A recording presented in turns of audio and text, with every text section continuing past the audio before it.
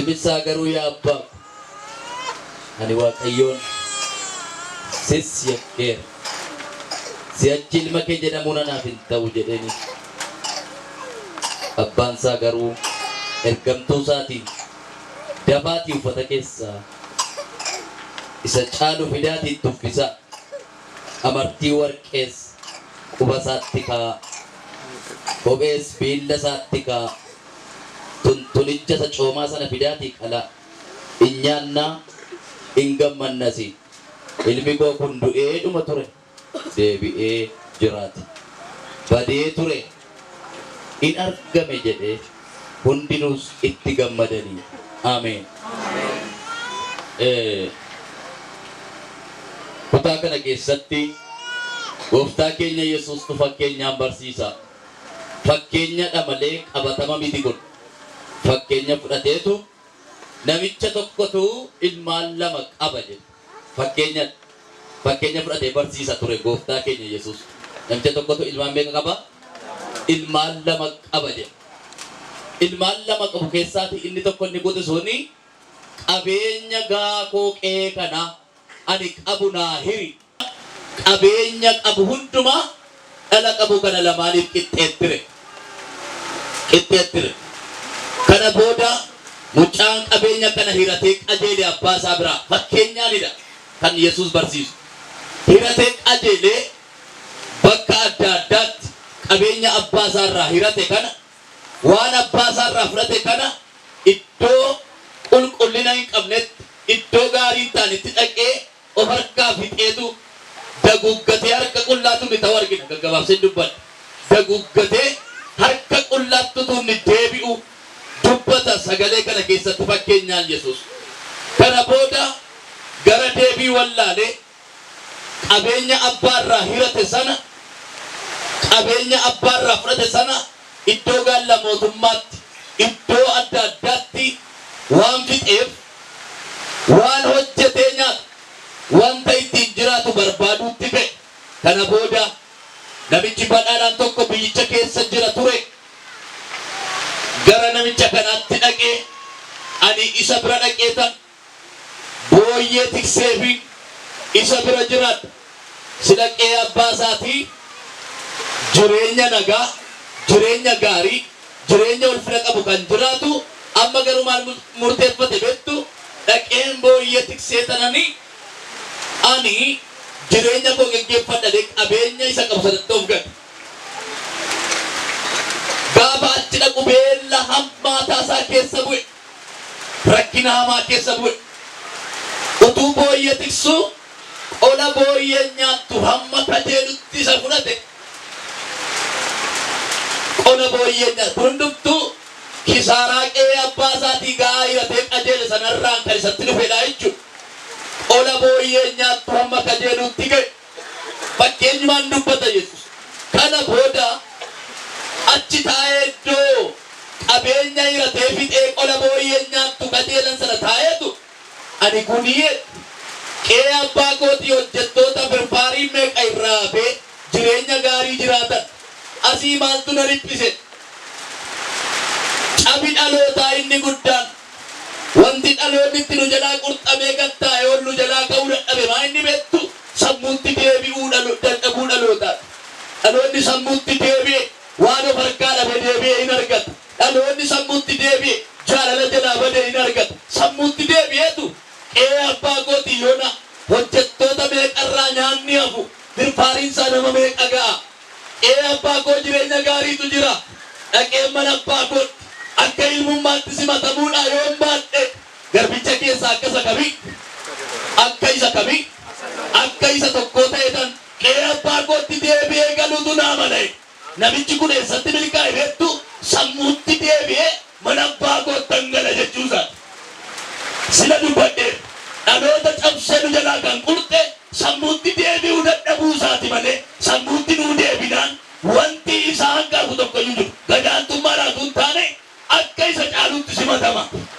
Gadi cabeetu hin taane kiiloon isaa kufeetu hin taane ulfinni isaa jalaa miidhameetu hin taane akka ilma keessaa isa caalutti simatama. Inni garuu garba keessaa akka isa tokko naa godhatu abbaan godhe qe'ee abbaatti gaafa deebi'u isa achi fuula galgalfatee gara mana abbaa isaatti deebi'uudhaaf jedhu halaalatti abbaan isaa argeetu kana booda itti fiigee hammatee dhungate.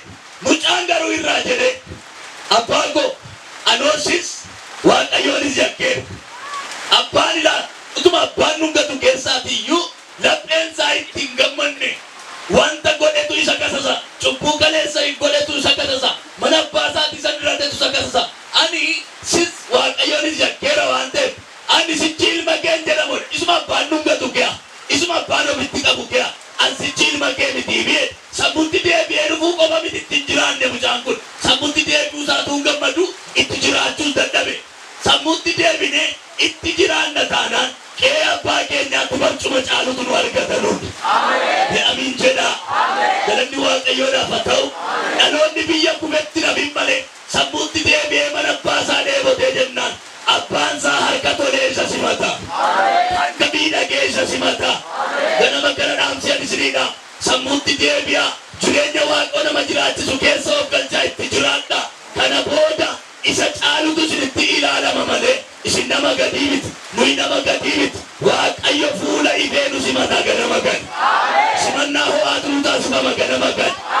Waaqayyo achi ofirraa waaqa nu qabu miti. Amiin jedhaaga. Haleluuyaa. Inni guddaan sammuutti deebinee keessa jiraachuun akka isa tokkootti naa simatu jedhee gaafa dhufu abbaan dhungatee hammatee ennaan irraa sigee ansichi ilma kee miti, ansichi mucaa kee miti, garba keessa akka tokko na godhadhu ansi yakkeera, si gaddisiiseera waaqas yakkeera gaafa ittiin jedhu. Kana booda hojjettoota isaatiin abbaan isaa maal jedhu dhaqaatii uffata keessaa isa kam, uffata keessaa isa caalu, amartii quba tuntunoo keessaa isa caalu fidaa qalaa ela uffata isa caalu fidaa itti naa uwwisa, amartii qubaa harka isaatti naakaa. Kana booda immoo tuntunoo fidaa qalaa. Hin nyaannaa, hin dhugnaa, hin gammannaa. Mucaan koo kuni du'ee ture. Ela mucaan koo kuni badees ture. Mucaan koo kuni du'ee ture. Naa maal ta'e? Du'ee ture naa maal ta'e? Naa jiraata. Kana dura du'a keessatti badii keessatti kan biyyi si deemu har'aa jalqabee abbaan keessa mucaan koo naa jiraata, lubbuu naa godhata, naa jajjabaatte jedhee simannaa ho'aadhaan macca baay'ee duratti isin simata. Warra keessan achi asirratti qabadha.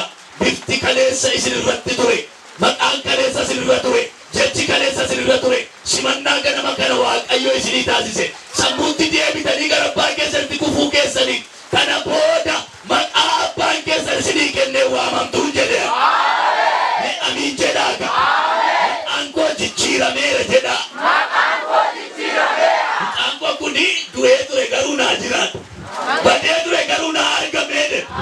Warri biyyiin du'eetti isin beekan jiraataniitu har'aa kaasanii, warri biyyiin badeetti isin beeku argamtanii du'ee ani hin banne jira jedha.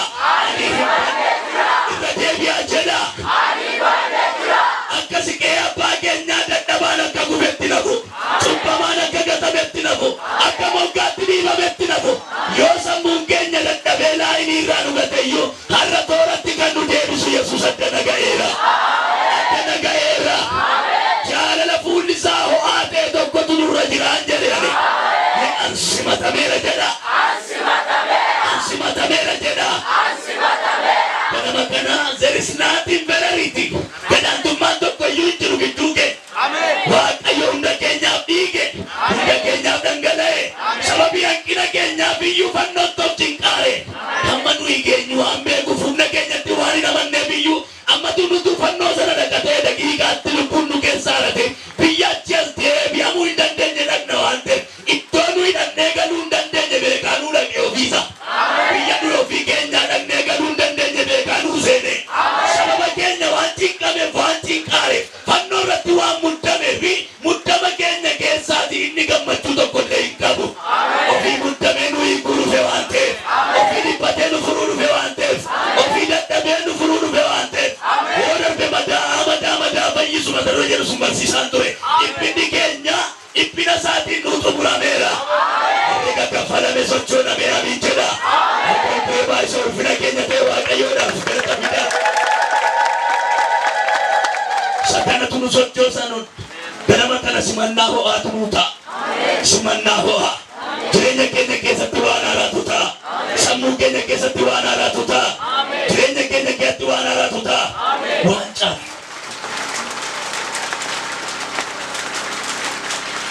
Amma abbootii keenya ammatu gaafanne dhugaadhuman isin gaafadha. Ammatu ilmi keessan qabeenya hirate deebi'ee dhufee qabeenya isaa isin itti jiraachaa jirtan isinii wajjin hirmaachuu hin danda'a. Utuu qabeenya kuttanii fi kutaa isaa laattanii fi maal jettan hin danda'amu sila hirate gahee isaa qooddatee lammaffaa dhufee hirmaachuu hin danda'u. Akkasitti garuu danda'ame. Namni dogoggoree rakkina keessa galuun miti. Salphina keenya egeree miti. Dadhabinni keenya kaleessa, hanqinni keenya kaleessa achiin bannee hafuurri keenya eessa buuteen isaa kan ittiin dhabamnu miti. Maa inni ree yoo sammuutti deebinee dhufnu gara Waaqayyo yeroo dhufnu barbaachisurriin nuu taasifamu. Akka cabanitti nafani qe'ee abbaa keenyaati. Isin qe'ee qabeenya abdatamtanidha malee nuyi akka liqaa wayitti nu fudhate miti Waaqayyo. Isinii gala odaa ergisaa miti nuyi. Safaraa ergifatamne utuu hin taane Waaqayyo nu dhalfate nu godhate nuyi dhiiga isaatii handhuura isaa handhuura keenyatti hidhamee jira walitti cinne. Kanaaf iddoon nuyi geenye isa dhiba jechuu barbaade qabeenya qe'eetti Waaqayyo nu abdatudha nu. Kanaaf eessa akka buune eessa akka jirru Waaqa nu barbaadu ofirraa qaba. Ayyaanni Waaqayyo gara jireenya keessanii hin dhufa, gara sammuu keessanii hin dhufa. Dhiigni isaa cubbuu keenya hin qulqulleessa. Dhimma lubbuu keenyaatiif kan nu cabe, kan nu dhangala'e Yesuus Kiristoos gidduu keenya